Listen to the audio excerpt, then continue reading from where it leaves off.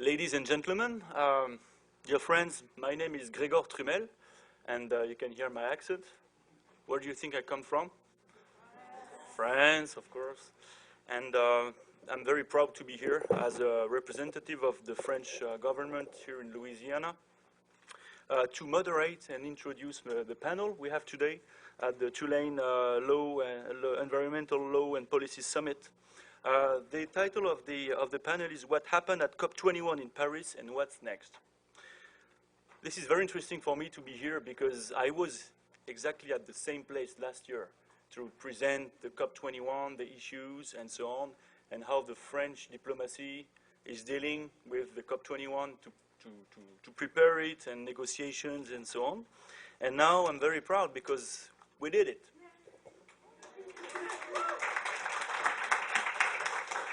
Not myself, but yeah, I think I took my, and it was a hard work, as you know, and in Paris, but before, and with the UN, with the parties, with the NGOs, with the corporate world, the companies, and so on. And so this is very interesting today to meet in Tulane and to talk about the Paris Agreement and what's next, what are the next steps with my co-panelists here today. I will give you a brief introduction about what are the achievements and the results and what is exactly the Paris Agreement we had and we achieved on December 12th of last year in Paris. And then my co-panelists who are real experts, not like me. You know, I'm a diplomat, but I will talk about the diplomatic side of the COP21, and then my co-panelists will develop on what could be vision from global to local.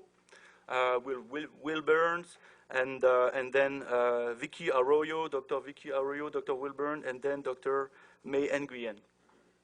First, I'm going to give you a small presentation because I was very proud to be in Paris too, at the not at the COP21, but at the summit of local leaders. I'm sorry, I'm translating at the same time the title of this event. It was in Paris.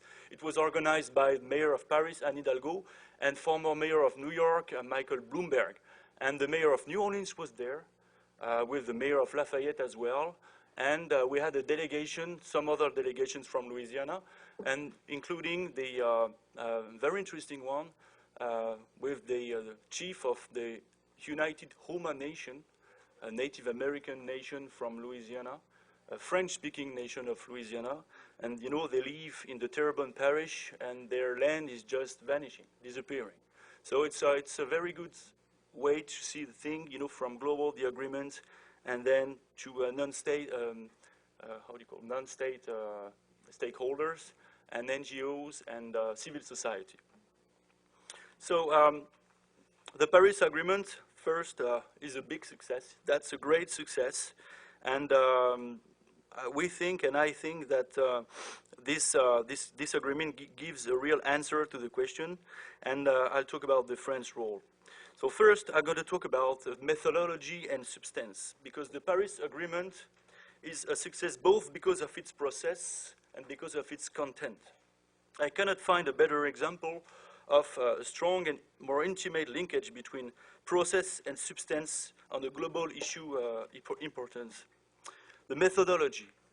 The Paris Agreement is the result of an open, democratic, and transparent process, underpinned by strong governmental leadership. French one, of course. The COP21 represented a change in methodology in the climate negotiations. First, instead of pursuing a global universal effort, equally applying to all countries, the method this time was for each country to contribute to the emissions curbing effort according to its capabilities and internal constraints, and to do so before the Paris Conference. So that's what we call the INDC, les contributions nationales in French, intended nationally determined contributions. It fostered a high level of coordination and renewed the debate while serving as an example within each country and among countries. Second, At the very outset, the critical role of non-state actors was recognized and encouraged. Cities, regions, businesses, investors, NGOs, and civil society actors were and still are an intrinsic part of the whole process through the Lima Paris Action Agenda. You sure are aware of. It's a platform designed to collect all initiatives, public and private, fostering clean, resilient development.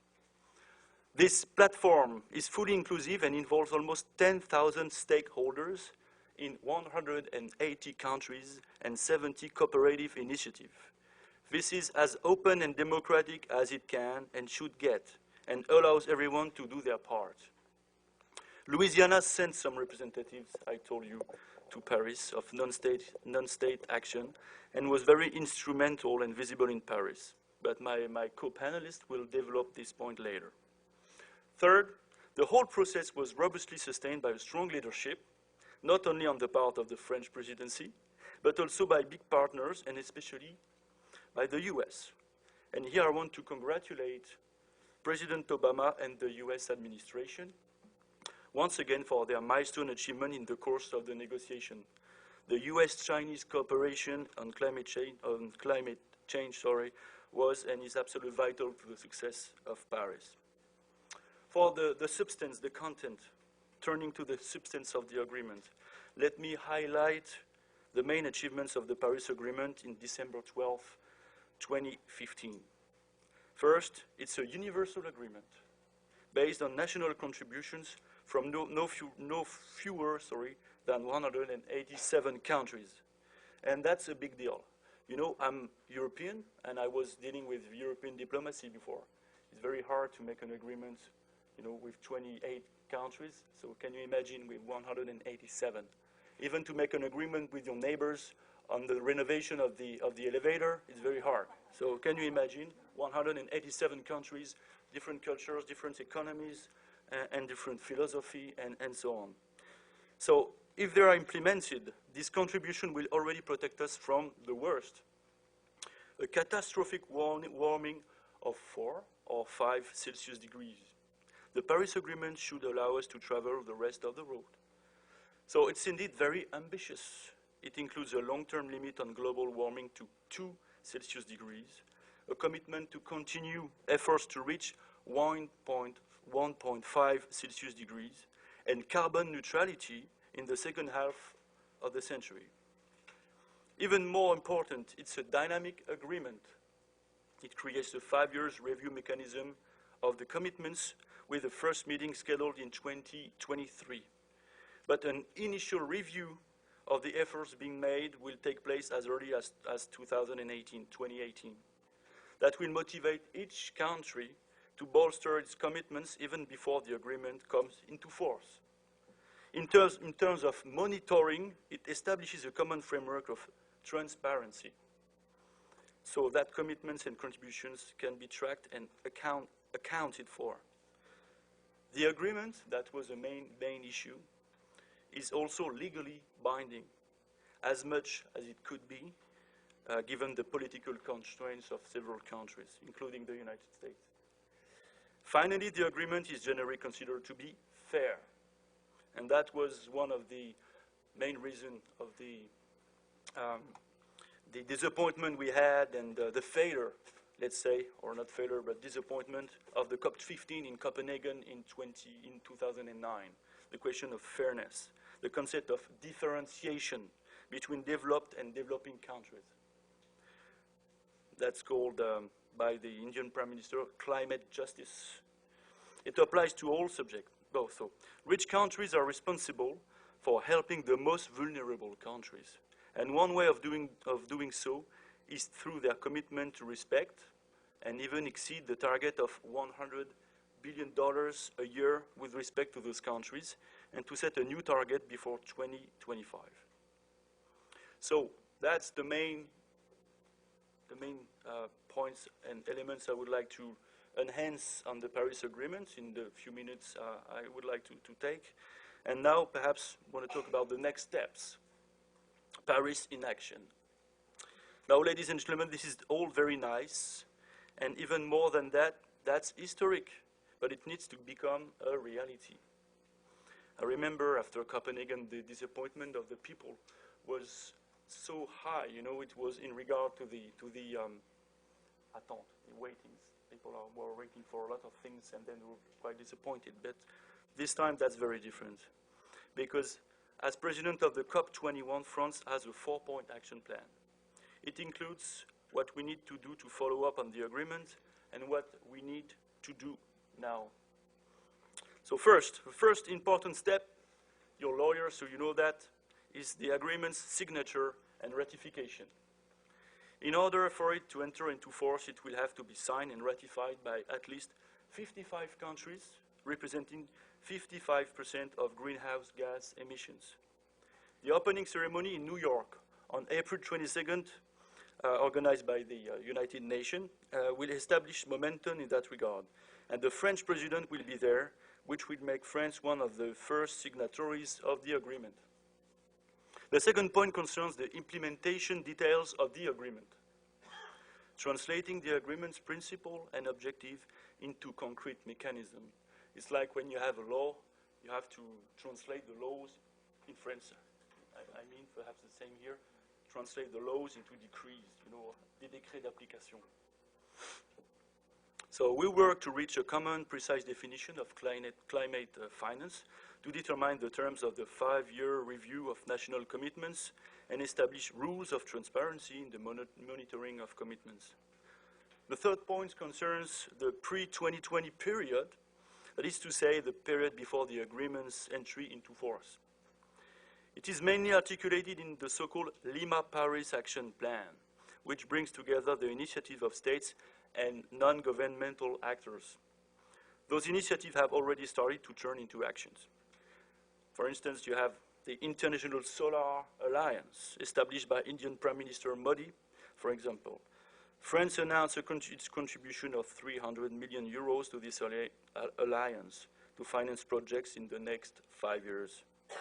France is also committed to working toward the concretization of a series of other initiatives, particularly the Mission Innovation, a public-private partnership launched jointly by the US and France for the development of clean technologies.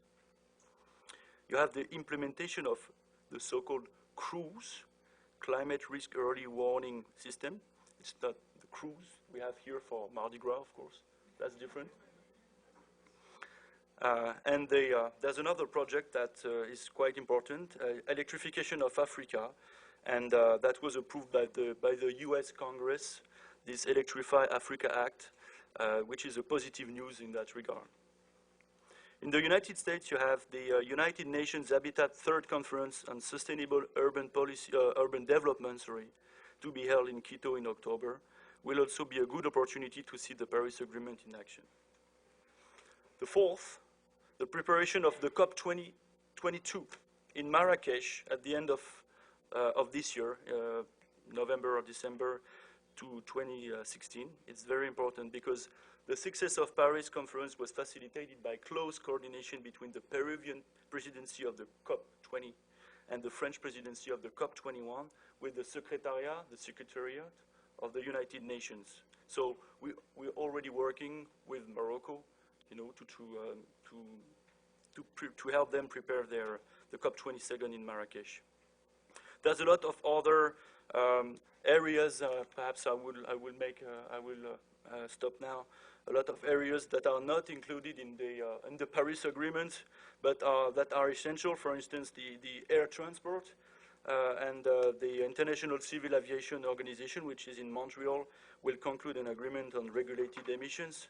You have maritime transportation too, with the International Maritime Organization, IMO, that must undertake similar work. And we could work too on the hydrofluorocarbon, the so-called HFC, and the parties to the Montreal Protocol reached an agreement to prepare an amendment in 2016 to phase out the hydrofluorocarbon refrigerant that are super greenhouse gas substances. So decisions have to be made very quickly that way too. And none of these negotiations will be easy, but the success of Paris and the urgency of the various actions that must be taken should enable us to achieve results in these areas too.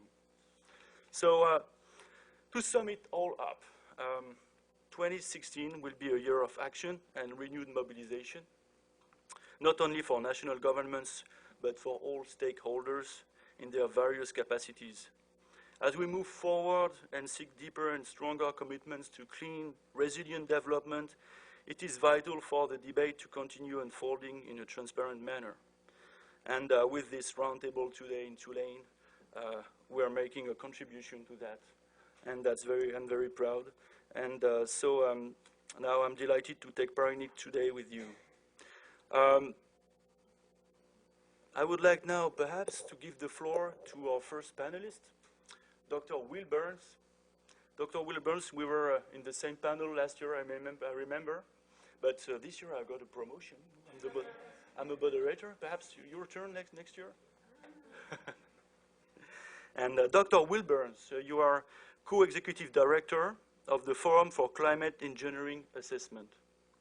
This is a scholarly initiative of the School of International Service at the American University. I know you don't like too long introductions, that's what you told me. But let me enhance that you previously served as director of the Energy Policy and Climate Program at Johns Hopkins University. And you will address and develop more on the loss and damage and the Paris Agreement, which is Article 8 of the Paris Agreement, and with a subtitle, Half a Loaf or Simply Crumbs from Developing Countries. So I'm glad to see you again, Will, and I let you the floor. Thank you very much.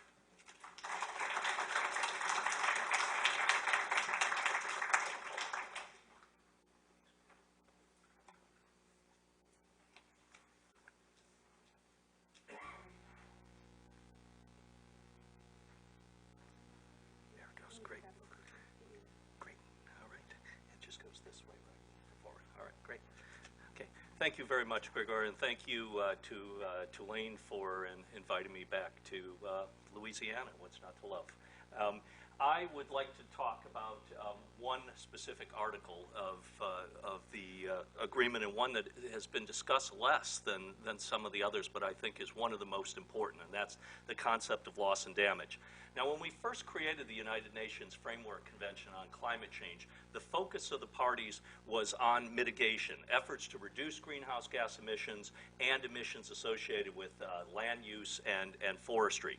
However, by the middle of the last decade, it became painfully clear that the feckless efforts of the international community to reduce greenhouse gas emissions had resulted in emissions that were ensured us that we would pass critical thresholds in terms of some potentially catastrophic implications of climate change. And as a consequence, we saw a palpable shift to adaptation strategies, efforts to both try to reduce greenhouse gas emissions, but also to try to cope with the inevitable implications of climate change, especially by the middle of this century and beyond. However, in the last 5 years or so, it's become painfully clear that even those efforts in terms of mitigation and adaptation are not going to be adequate to avert some of the most serious implications of climate change. And if we look at mitigation strategies, rising levels of greenhouse gas emission concentrations in the atmosphere ensure that at some point we will pass critical thresholds with very serious impacts, perhaps including nonlinear impacts. In terms of adaptation, we are increasingly learning that there are limits to adaptation in terms of financial constraints, in terms of the fact that some adaptation strategies are not cost effective, and in terms of the fact that some adaptation strategies are erosive, providing benefits in the short term, but disbenefits in the longer term. And as a consequence, we have moved toward looking at some other potential ways of dealing with these issues, and that's the concept of loss and damage. We now know that it is likely that even with the commitments that were made prior to Paris and incorporated into Paris, that we are now on track for temperature increases of somewhere between 2.7 and 3.5 degrees Celsius. And so there is increasing acknowledgement then that there will be damages that cannot be mitigated and damages that cannot be adapted to. And these are some of the definitions of loss and damage. And loss usually refers to irreparable, irrecoverable damages, such as loss of biodiversity, and damage refers to impacts that are potentially reversible on some time scale. So one recent study has estimated that the potential total costs of loss and damage over the course of the years 2000 to 2200 may be $275 trillion. It's also been estimated that 2/3 of all of the total costs associated with climate impacts over the course of the next 2 centuries may be associated with loss and damage. And a recent study by the NGO Africa Action Aid indicated that in Africa, it may encompass as much as 5% of the gross national product in this country, in that continent. So as a consequence, loss and damage and how it is addressed by the international community is a paramount consideration in terms of justice and equity in terms of climate policymaking. So what has the international community attempted to do in terms of loss and damage? Well, at the 13th Conference of the parties to the Framework Convention called for consideration of means to address loss and damage. And this culminated at the 19th Conference of the parties with the adoption of the so-called Warsaw International Mechanism for Loss and Damage. The Warsaw Mechanism is tasked with, and it's done through an executive committee, is tasked with 3 primary functions. The first is to enhance knowledge and understanding of the risk management approaches that are pertinent to addressing loss and damage. Second of all, to strengthen stakeholder dialogue. And third, to enhance action and support. Many developing countries also fought mightily to include a loss and damage mechanism in the Paris Agreement. And after much contestation, ultimately the parties did agree to incorporate loss and damage into Article 8 of the Paris Agreement. And this is some of the key things that were encompassed in Article 8. One thing that should be noted at the outset is that while developing country parties wish to have an independent mechanism established to address loss and damage, it was ultimately agreed that it would be folded into adaptation and would operate under the rubric of the Warsaw International Mechanism that's already been established. And here are some of the things that can be addressed in the context of loss and damage under the Paris Agreement. It includes establishing early warning systems, preparing for emergencies, dealing with slow onset events. That these are things that climate impacts that take place over a long period of time. For example, development of drought zones, sea level rise, etc. Addressing events that involve irreversible and permanent losses, risk assessment strategies, risk insurance facilities, addressing non-economic losses associated with this, and developing resilience in the context of communities. This is this framework that exists at this point. Under the mandate of the Warsaw Mechanism, at the COP22 at the end of this year, the parties are to assess where we are in terms of loss and damage and to make recommendations in terms of moving forward with the goal of establishing a 5-year plan to address loss and damage. However, most of the emphasis to date in terms of this mechanism has been on gathering information. And while that's laudable, because there are clear informational gaps in terms of risk assessment, especially at the regional and local level, as one party recently noted, it is time to move from words to action. And that is the real challenge in terms of this mechanism. Will it wither on the vine as another talking club within the context of the Framework Convention, or will we meaningfully address what may encompass most of the damages that are moving forward in terms of climate change? And the mechanism provides at the COP22 for recommendations to strengthen this framework, and the Paris Agreement also provides for that.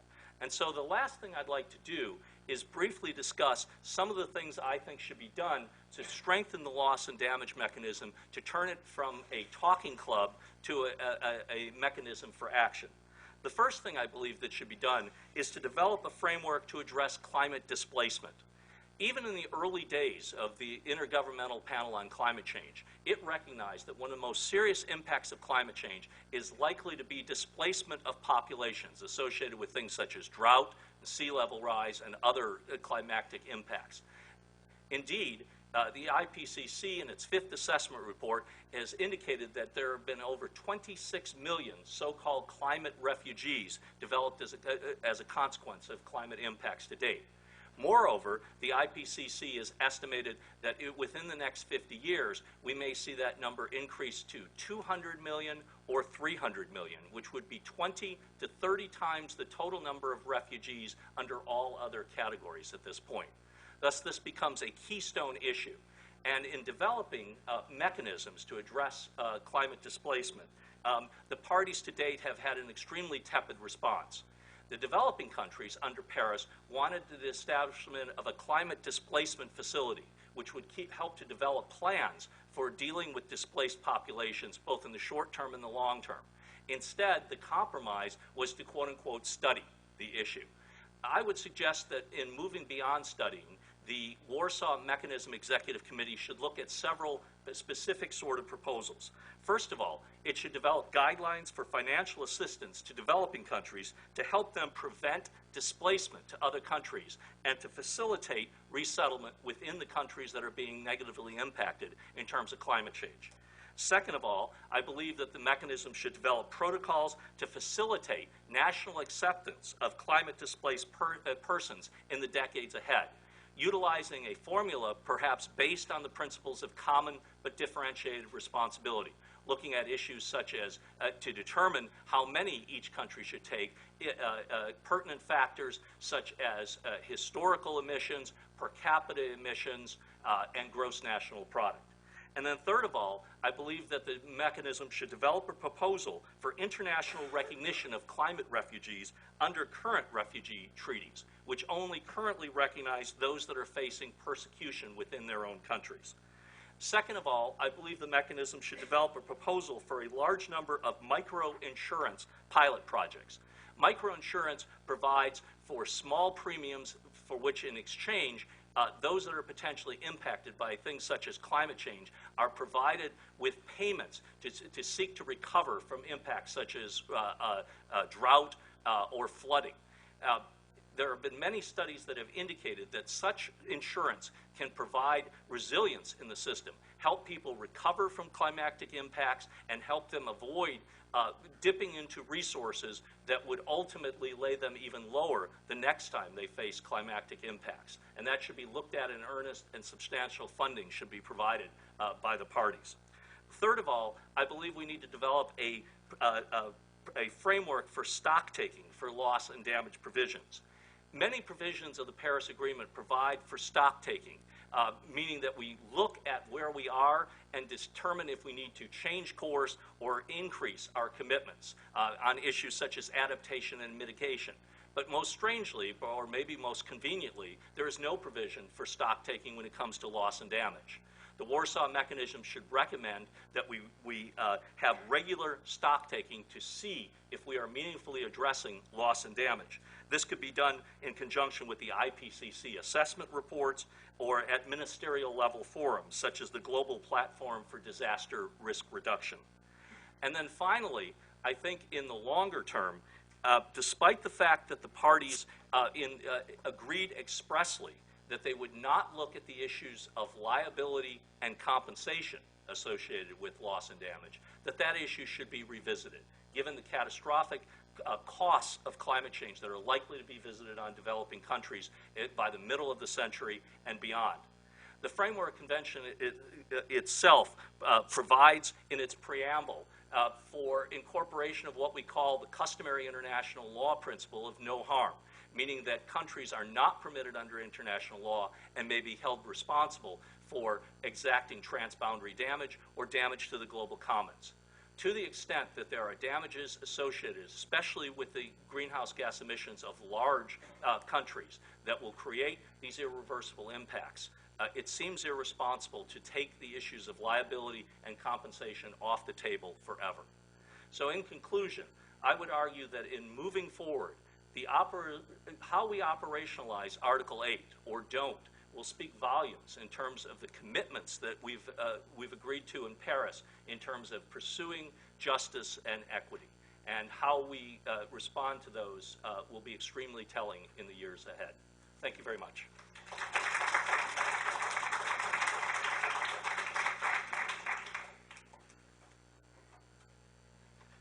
Thank you very much, Will. Now it's my privilege to introduce Dr. Vicky Arroyo. Vicky Arroyo is the Executive Director of the Georgetown Climate Center, where she oversees the center's work on climate change mitigation and adaptation at the state and federal level.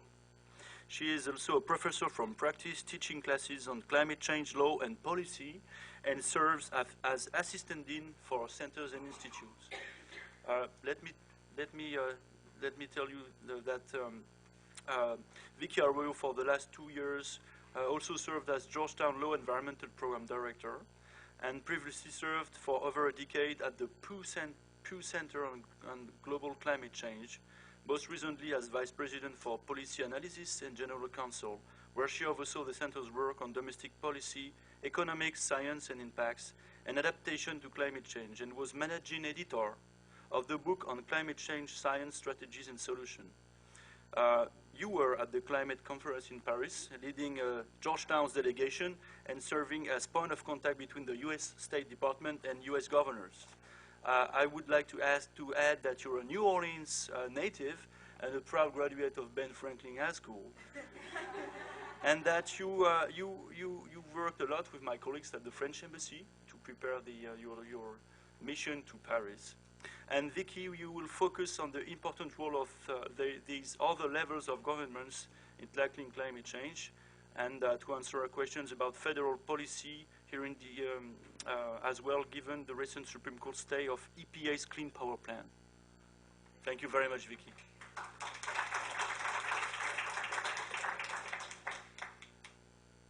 Thank you so much. Well, Allison's pulling up the slides. I'll just say it's really a pleasure to be back. I actually taught in this class. I taught a mini course in climate change post-Katrina with the best students in the world. Love them. And I love coming back to Tulane. Two of my best friends went to Tulane Law. I started law school at Tulane Law and transferred after that horrible election between David Duke and Edwards. I just couldn't stand it anymore. Literally, that really happened. And but I love it, and my family's here, and it's just always great to be back. But as you heard, I now teach at Georgetown Law, so here's my plug for the fabulous environmental and energy law students at Tulane. Come see me. We have an LLM program if you want to come back and continue your studies at Georgetown. So I want to start by talking a little bit about the center that I run at Georgetown, because it's somewhat different in that we are focused on the states and the nexus of state and federal climate and energy policy. Since we're right there in Washington, we have an office at the Hall of States as well as at Georgetown Law, which is near the Capitol. Not that they're doing anything good, but the states are. So we work really closely with the EPA, with the White House, and this administration. We'll see what happens next. We work a lot with the states that are on the other side of the litigation, as you can imagine, on the Clean Power Plan. So we'll get into that a little bit, because I think people are concerned about what that means for the Paris Agreement. And we work in areas including adaptation or resilience, and I'm going to talk about that in the keynote tomorrow, primarily, although I'll also talk about mitigation. It's so important, and it's about 2/3 of the work we do. We have a very strong program on transportation emission reductions, and also work on the Clean Power Plan and other energy sector reductions as well. So we have had a presence with governors and senior state officials for some time now. Our center's been around about 8 years. Before that, I was at the Pew Center on Climate Change for 10, and I had been to other COPs going back to The Hague about 15 years ago. We've had a presence as Georgetown at Copenhagen, in Cancun, and Paris. It's tough work, but somebody's got to do it. It actually logistically is a nightmare. And I just really admire the students for putting this event on top of your studies, because I know what it feels like to be an event planner. For the Paris conference, we co-sponsored several events, including one UN official side event, the U.S. Center Stage, with our colleagues and friends at the French Pavilion, and the civil society space, and you'll see some of them here on the slide. And as you heard, I was also the State Department's liaison with the governors. That was mainly because I really pestered them for a whole year, everybody I knew in the White House and EPA and the State Department, that it was really ridiculous that in our government, the governors and mayors who take time out of their busy schedules to go and engage constructively on this are not given passes, so they actually have to like come as part of my Georgetown delegation, and Georgetown got 5 for the whole university passes. So that's basically one governor and a security detail that would have taken up our whole delegation. And then we couldn't have taken our wonderful students that you see in that slide and professors, as well as senior other state officials like Mary Nichols and former Governor Bill Ritter of Colorado. So they finally deigned to let the sitting governors come as part of the U.S. group, not official delegate, negotiators, but to come in to the venues, which was really great, and the mayors as well. And I was also able, through that, to facilitate some conversations with the State Department and senior advisor to the president on science, John Holdren, and CEQ chair Christy Goldfuss with the governors while they were there, which was great to be part of. Having been to the climate negotiations at various points over the last 15 years, I can honestly say that going into it, both before, certainly during, and after, it really had a qualitatively different feel.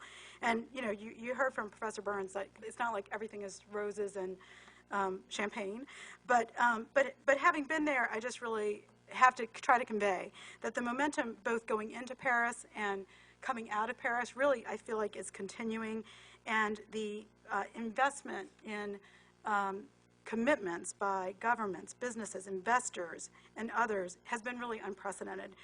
It began with the largest gathering of heads of state in history for any reason at all on November 30th. And as you heard, almost 200 countries coming together on a topic that's really tricky. By the last day, on December 12th, they had made aggregate commitments of multiple gigaton reductions that wouldn't have otherwise been achieved.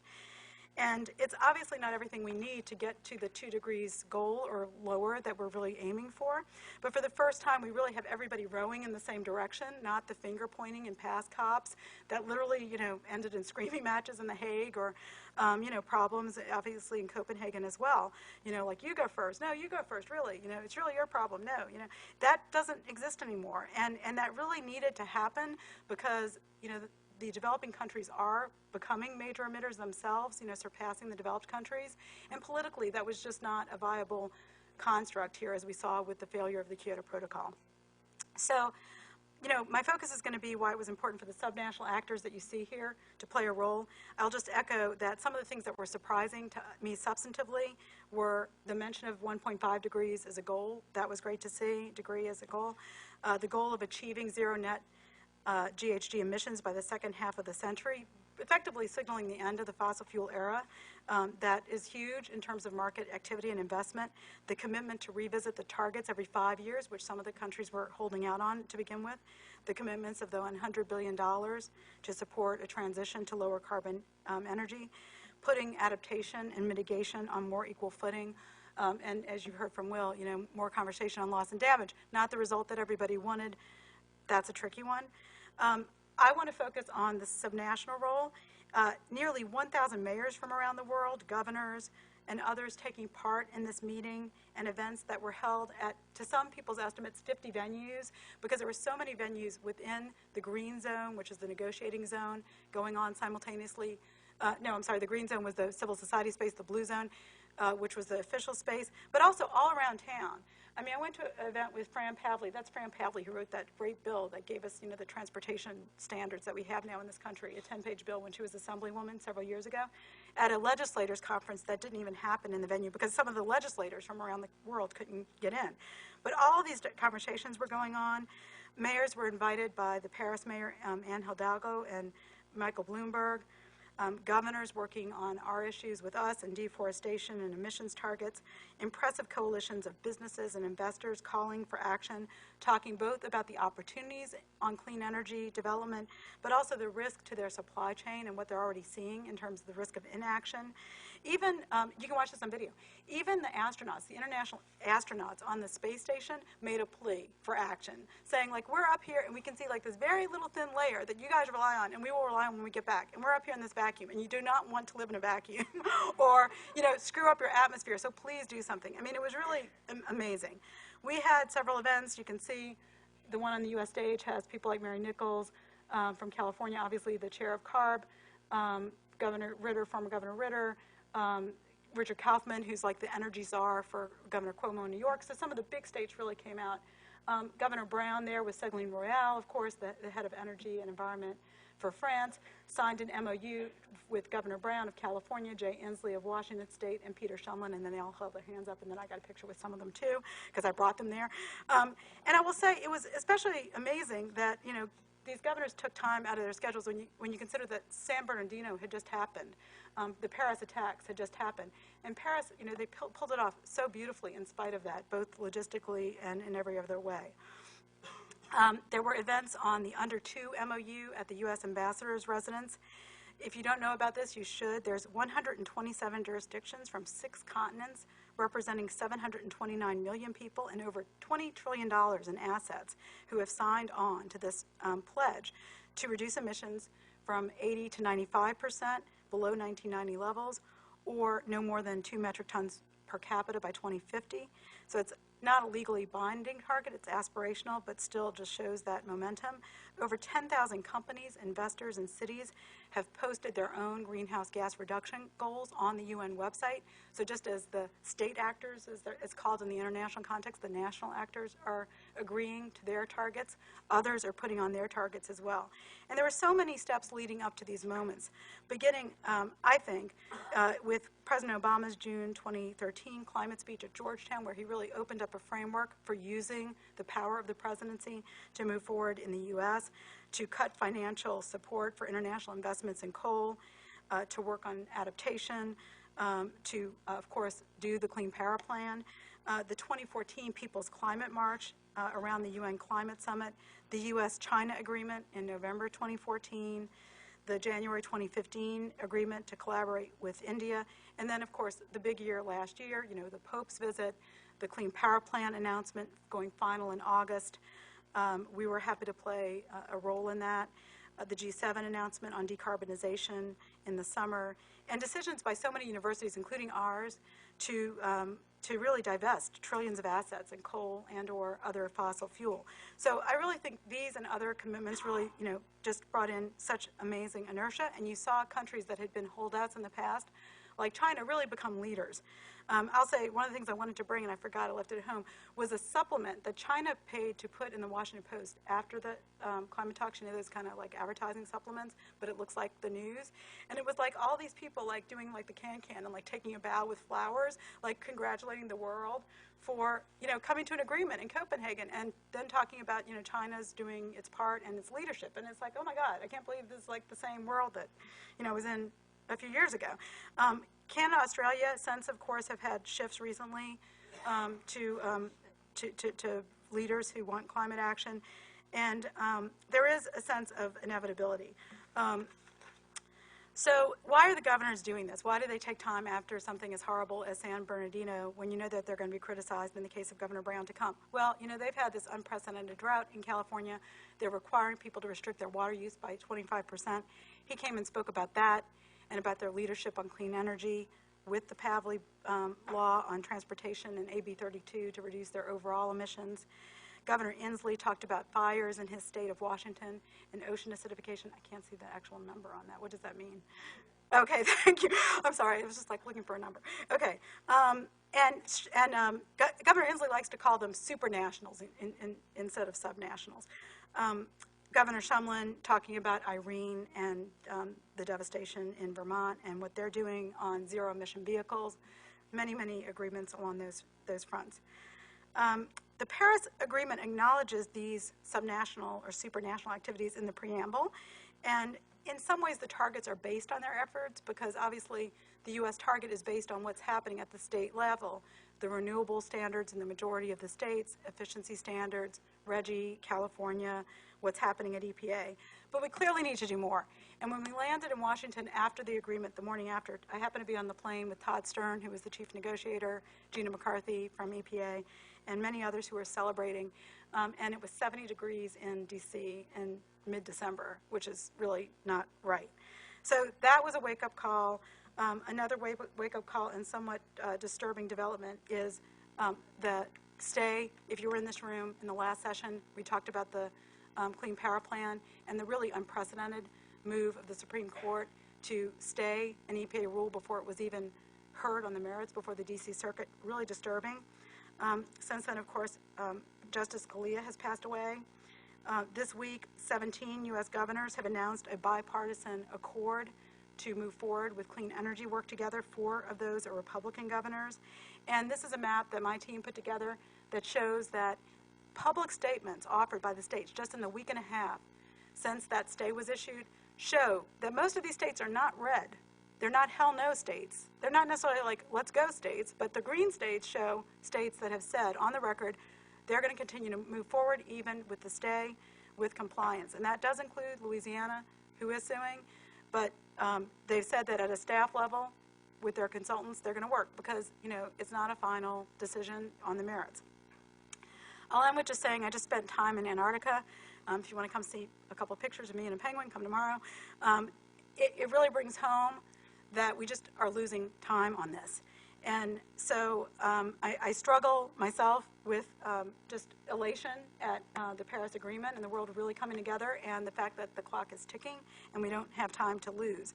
Having worked on climate change for over 20 years and seeing in this time since I was a first-year law student, and even since then, the projections moving into reality, you know, it can get depressing at times, and the stay did not really help that. I thought for a while my whole staff would have to go in Prozac, but I am heartened by the Paris Agreement because for the first time it feels like the world leaders together are moving forward in this journey. The companies, many of the responsible companies are with them.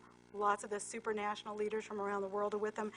And I'm optimistic that we're in a very, very different place than we were before Paris, given the unanimity of that decision, and that whoever is the next president, even though obviously this day brings us into that territory and it's worrying, whoever is the next president will have to answer to the rest of the world if they try to walk away from the Paris Agreement. I just don't think that's going to be possible. Thanks.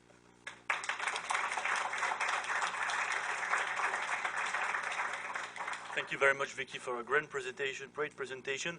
And I was in Paris at the summit of local leaders for climate in Paris, and it was amazing. I think it's the first time where you had a summit conference with local politicians, local representatives, and where the Secretary General of the United Nations, the President of France was there, or the Minister for Foreign Affairs and so on were there. It was a very surprising how, you know, the local leaders were pushing, you know, the world leaders, you know, to go ahead and so on.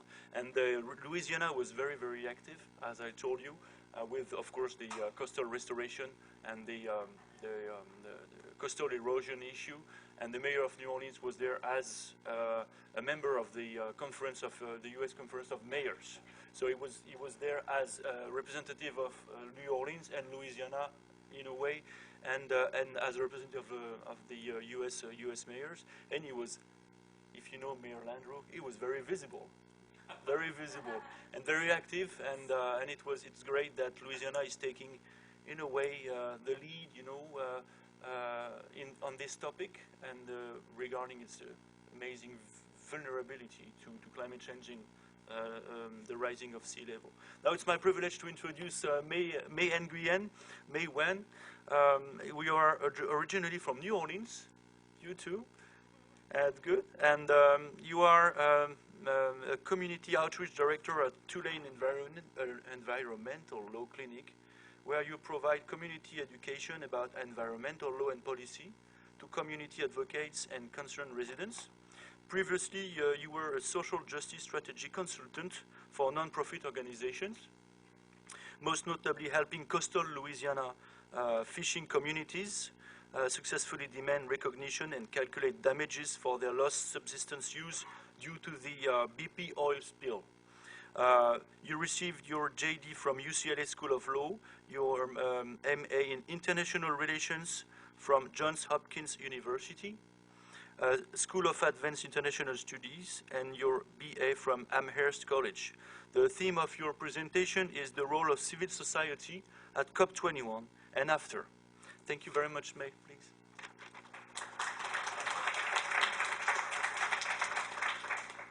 Hi, good afternoon, everyone. I recognize Dylan. He was also in Paris. He's an undergraduate student here. And Nolan, a student at our Tulane Environmental Law Clinic.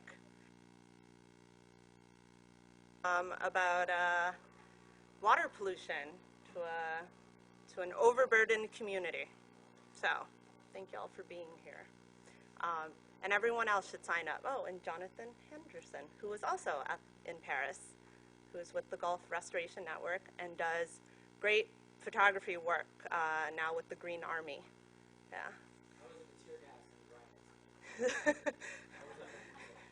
So, and yeah, and Maria, who's also in our clinic. It's like, who else do I recognize here? Thank you for having me. Thank you, Catherine, for moderating us, and Gregor for the introduction. So my background is in campaign strategy, and over the summer, so last summer, I trained a group of undergraduate students to develop campaigns. So what I work on is campaigns, right? The 4 elements of campaign work: policy advocacy, legal advocacy, organizing, and media communications. So that's what I teach last summer for undergraduate students, and hopefully this upcoming summer also. So today I'm going to speak to you about law and organizing on the international level, which is, I mean, it's somewhat foreign for obvious reasons. It's foreign to a lot of organizers in the United States, why we should organize internationally. So we'll talk about that and how ordinary people can get involved. I mean, students can get involved. Law and organizing, it's a role that lawyers can play in the international field. And so first, why do international organizing? It's high cost, but it's high returns also. And it's high cost because, one, it's expensive, right? I mean, just on a basic money level, you're sending people abroad to communicate with nations across the world to develop international consensus about an issue. So it's expensive. But it's also, the result is a lot of, I think, what Dr. Arroyo talked about, which is the idea that you get more civil society rowing in the same direction. And that's very difficult on a local level, getting individual communities, coastal communities to all row in the same direction. And we can barely get that most of the time in Louisiana. So the idea that we should be able to get it between coastal communities in Louisiana and coastal communities in Indonesia and the Philippines is pretty extraordinary. So why do it? Under the Treaty Clause of the U.S. Constitution, an international treaty signed by an executive representative has the force of law when it's ratified by 2/3 supermajority of the United States Senate. That's why it's worth it. The reason we do this is because when we can reach an international treaty, we can reintroduce it back into the United States. And through the Supremacy Clause, it has the same status as a statute. That was an oversimplified way of explaining constitutional law. But that's why a lot of people engage in it, right? That's why people are out there marching. That's why people go out there to build this momentum, to motivate our local politicians, but also our national politicians to support this. Other people also get involved because they want to stymie the ratification of this. Remember, the Kyoto Protocol was never ratified, and that was because Bill Clinton would not bring it in front of the Senate. That's because there were probably not enough senators that would have voted for it, right? So there are ways that getting involved internationally can influence locally and domestically for us. That's why we get involved. So how do you get involved? One obvious way is voting.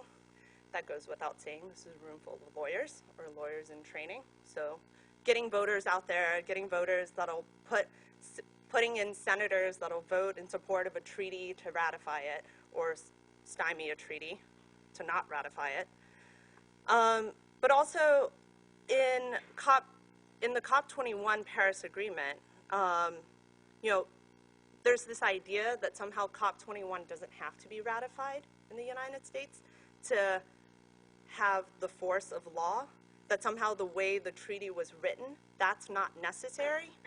And I think that's an important point for us to remember, because I think for a lot of us, we would like to see that happen, that it wouldn't require this ratification. But at the end of the day, there's still this concern that it somehow undermines the rule of law, right? That it somehow, in a way, that's allowing an administration to go abroad, enter a treaty. Say, for example, if it was one we didn't agree with, how comfortable would we be that we've entered a treaty that has no public participation, no democratic transparency to it? So those are just arguments out there.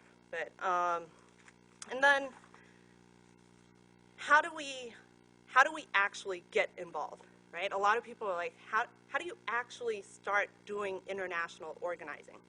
And something really unique that happened in Louisiana and across the Gulf state in 2015 was this initiative called the Gulf South Rising.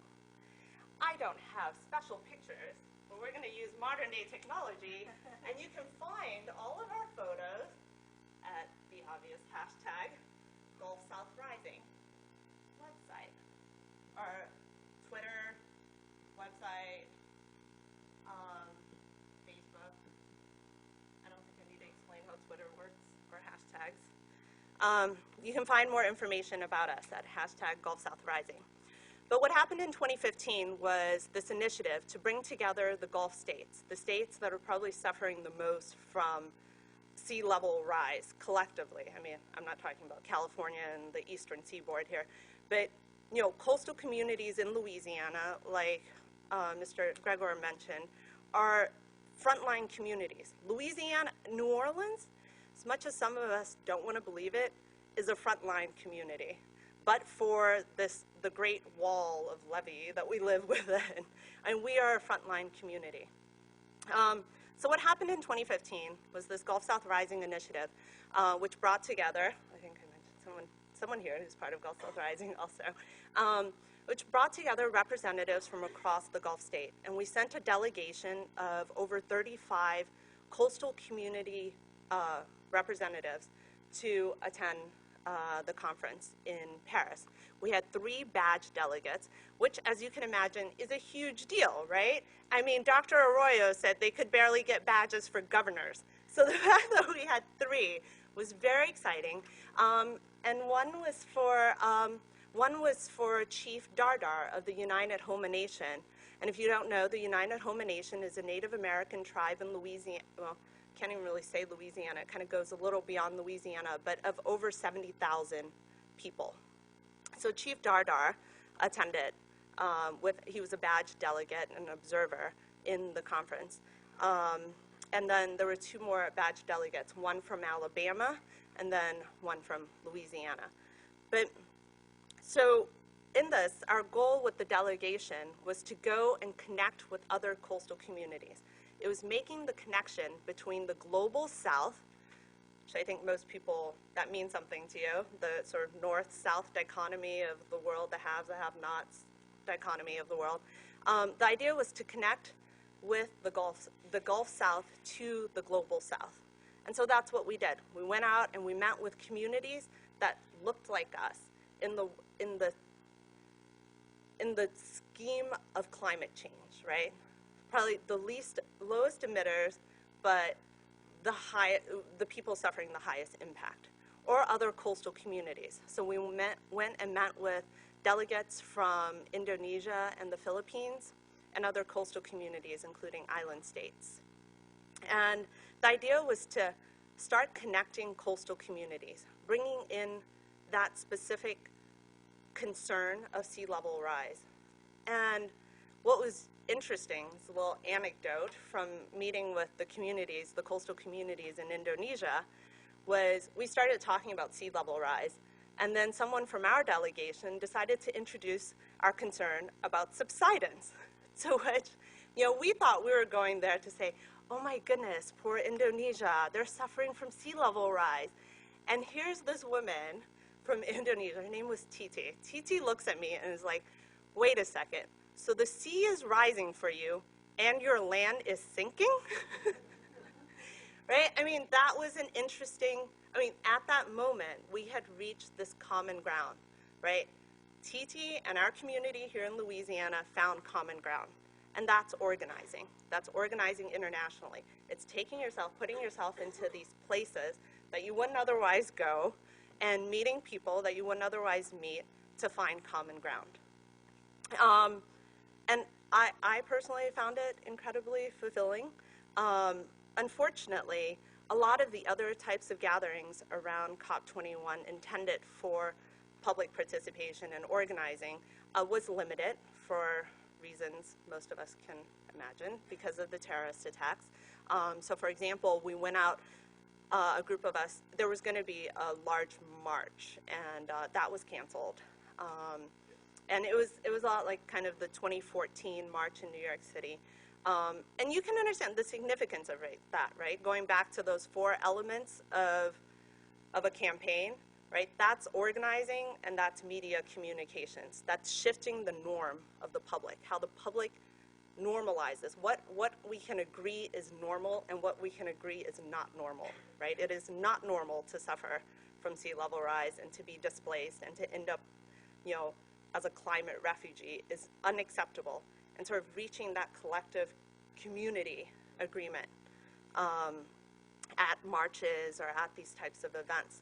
So that was unfortunate, but there was still, for example, I went to the Rights of Nature hearing.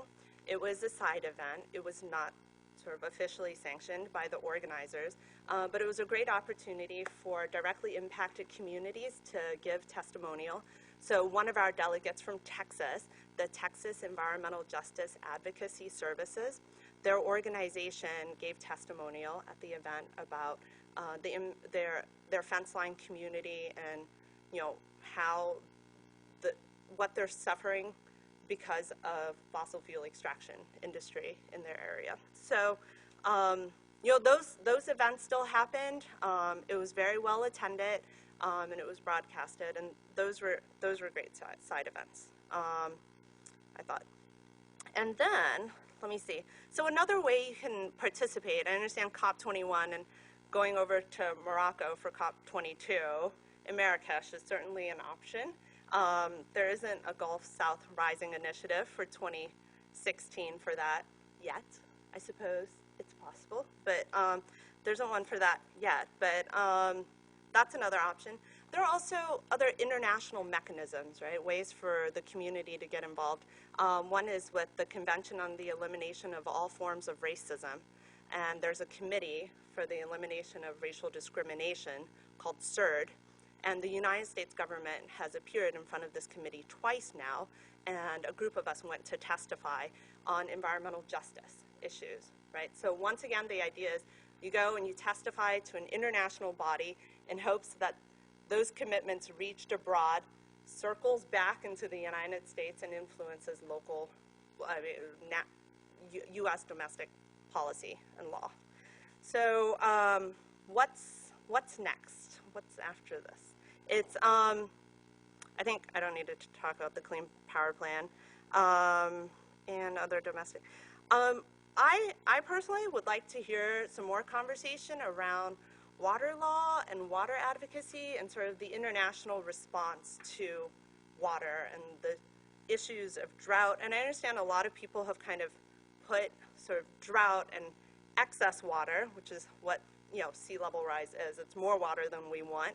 And then drought kind of under this climate change issue. But I think there are concerns. I think perhaps it might have to come up in the loss and damages area. But I mean, the idea that people are suffering from drought and then pollution of water, which, I mean, everyone knows about Flint, but here in Louisiana, in Tensall Parish right now, there's an impoverished area of about 4,000 residents that are suffering from pipes that are 90 years old and iron levels of 120 times higher than what is considered acceptable by EPA standards, and I think magnesium levels of 190 times higher than what's acceptable. So I think water, I am particularly interested in what sort of international agreement we can reach on water issues. So I'm open to those types of thoughts too and ideas for campaigning around that. Thank you so much. I didn't even see that.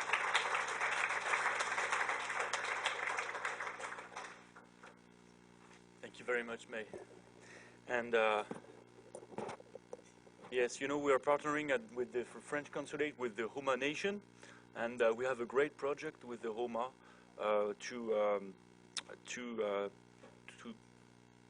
help them to get a cultural center and French immersion school because they speak French, and an anti-hurricane shelter. We're going to talk about that later, I think. So thank you very much for your presentation. The timing is perfect. The time frame, we still have 10 minutes for questions. If you would like to ask questions to our panelists, please, that's now.